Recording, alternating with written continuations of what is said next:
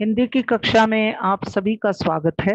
तो चलिए आज हम पाठ बाजार दर्शन जैनेन्द्र जी द्वारा जो लिखा गया है वो पढ़ेंगे। सबसे महत्वपूर्ण बात यहाँ जो ये हिस्सा जो आपको दिखाई दे रहा है वो बहुत महत्वपूर्ण है। अगर आपने इसे समझ लिया तो समझ लीजिए कि आपने पाठ का भी ज्ञान हो गया है बहुत हद तक।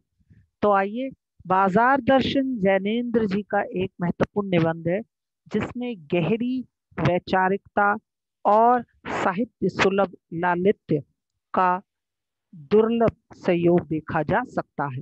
साहित्य आपको पता है, लिटरेचर। सुलभ मतलब होता है सुगम, लालित्य का दुर्लभ संयोग देखा जा सकता है।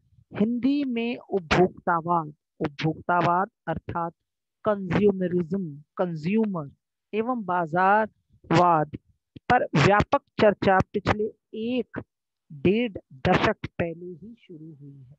अब यहाँ एक डेढ़ दशक, दशक मतलब होता है 10 वर्ष का समय, ठीक है ना, उसको कहते हैं दशक। तो मतलब आप समझ लीजिए 20 साल या 15-20 सालों से इसकी चर्चा अत्यधिक हुई है।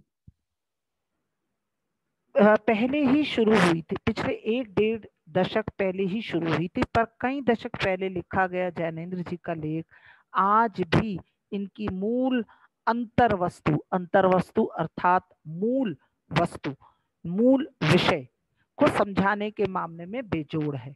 वे अपने परिचितों मित्रों से जुड़े अनुभव बताते हुए ये स्पष्ट करते हैं कि बाजार की जादुई ताकत कैसे हमें अपना गुलाम बना लेती है। अगर हम अपनी आवश्यकताओं को ठीक ठीक समझकर बाजार का उपयोग करें तो उसका लाभ उठा सकते हैं, लेकिन अगर हम जरूरत को तय कर बाजार में जाने की बजाय उसकी चमक दमक में फंस गए तो वह असंतोष, तृष्णा, ईर्ष्या से घायल कर हमें सदा के लिए बेकार बना सकता है। आपको पता ही है, असंतोष मतलब असंतुष्टि, डिससैटिस्फैक्शन, तृष्णा मतलब प्यास, ईर्ष्या अर्थात जेलेसी। इस मूल भाव को जैनेन्द्र कुमार ने भांति भांति से समझाने की कोशिश की है। कहीं दार्शनिक अंदाज, दार्शनिक मतलब क्या होता है, फिलोसोफर, तत्व तत्व या यथार्थता को जानने वाला, उसको कहते हैं दार्शनिक अंदाज में। तो कहीं किस्सा गो अर्थात कहानी की तरह इसी क्रम में केवल बाजार का पोषण करने वाले, पोषण मतलब क्या होता है, इकोनॉमी को पोषण करने वाले अर्थशास्त्र को उन्होंने अनीति शास्त्र बताया है। उन्होंने यहाँ मुख्य रूप से ये बताया है कि जहाँ बाजार में लोभ, लालच और एक क्या कहते हैं, बाजार खरीदना और बेचने वाले का जहाँ संबंध होगा वहाँ ईर्ष्या और द्वेष का ही बोलबाला होगा। वो कह रहे हैं इससे अर्थशास्त्र को कोई लाभ नहीं होगा, वह अनीति शास्त्र ही कहलाएगा।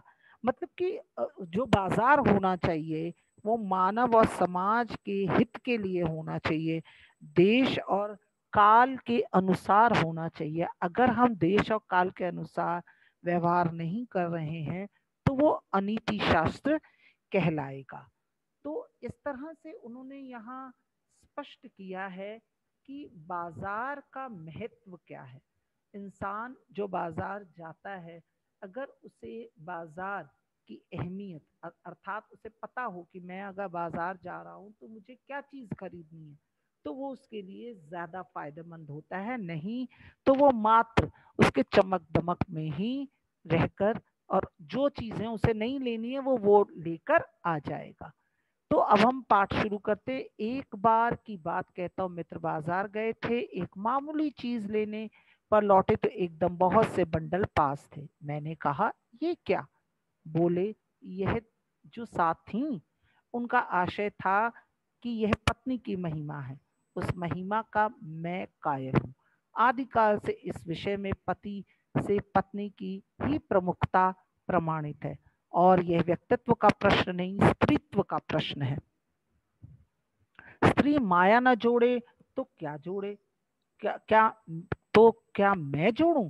फिर भी सच सच है, और यह है कि इस बात में पत्नी का ओट ली जाती है। यहाँ लेखक क्या कह रहे हैं कि जो पुरुष होता है, जो पति होता है, वो सिर्फ सहारा लेता है अपनी ये दोष, ये उस पर आरोप लगाने के लिए कि ये तो पत्नी की महिमा है, मैं बाजार गया तो इतने पैसे खर्च हो गए। पर मूल में एक और तत्व की महिमा सविशेष है, वह तत्व है मनी बैग, अर्थात पैसे की गर्मी या एनर्जी। मतलब पति के पास पैसा होगा, उसकी एनर्जी होगी, उसका मनी बैग भरा होगा, तभी तो वो पत्नी को ला कर देगा। अगर उसके पास पैसे ही नहीं होंगे तो पत्नी भी भली भांति जानती है कि मेरे पति के पॉकेट में पैसा नहीं है, तो वो बिल्कुल नहीं खर्च करेगी। तो मूल तत्व, मूल बात ये होती है कि पुरुष के पॉकेट जब भरा होता है, उसमें पैसे की गर्मी होती है, तो पति जरूर पैसा खर्च करेगा। पैसा पावर है, उसके सबूत में आसपास टाल न जमा हो तो क्या वह खाक पावर है।